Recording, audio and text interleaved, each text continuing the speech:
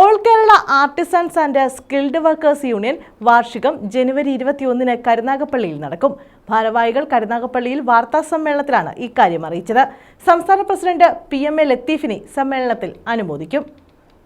Kerala artisans and skilled workers യൂണിയന്റെ സമ്പൂർണ്ണ സംസ്ഥാന കമ്മിറ്റിയും ജനുവരി 21-ന് പകൽ 3 മണിക്ക് പുത്തൻതെരുവ് ഹോട്ടൽ താസ ഓഡിറ്റോറിയത്തിൽ നടക്കും. വിവിധ രാഷ്ട്രീയ, ട്രേഡ് യൂണിയൻ, കലാസാംസ്കാരിക പ്രവർത്തകരും വാർഷികത്തിലും അനുമോദന ചടങ്ങിലും പങ്കെടുക്കും. KPCC സെക്രട്ടറിയും മുൻ അസംഘടിത മേഖലയിലെ സംഘാടകയുമായ LK ശ്രീദേവി വാർഷിക പരിപാടി ഉദ്ഘാടനം ചെയ്യും. മമ്പ്രം ദിവാകരൻ അധ്യക്ഷനായിരിക്കും.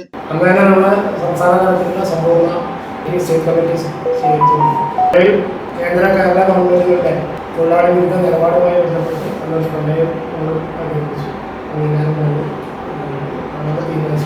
ഏകദേശം 29 ഇനം തൊഴിലാളികൾ ഈ അസംഘടിത മേഖലയ്ക്കകത്ത് നടത്തിയിരുന്നു.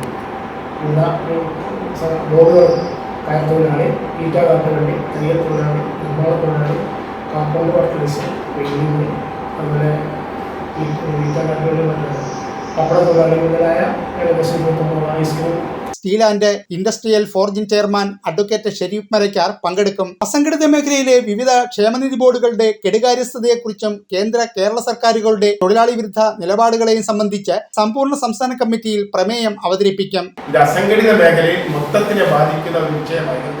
ഈ തൊഴിൽ മേഖലയെ എടുക്കണമെന്ന് ആവശ്യപ്പെട്ടുകൊണ്ട് മന്ത്രിക്കും ചീഫ് ഓഫീസർക്കും അതുപോലെ ചീഫിന്റെ ക്ഷേമനിധി ചെയർപേഴ്സണും മെമ്മോറണ്ടം സമർപ്പിക്കാനും തീരുമാനിച്ചിട്ടുണ്ട്. ഇതിനോടനുബന്ധിച്ച് നല്ലൊരു ചർച്ച ഈ സംസ്ഥാന സമ്പൂർണ്ണ സമ്മേളനത്തിൽ നടത്തും.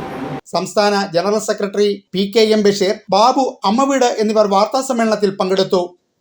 News bureau, Karunagappally.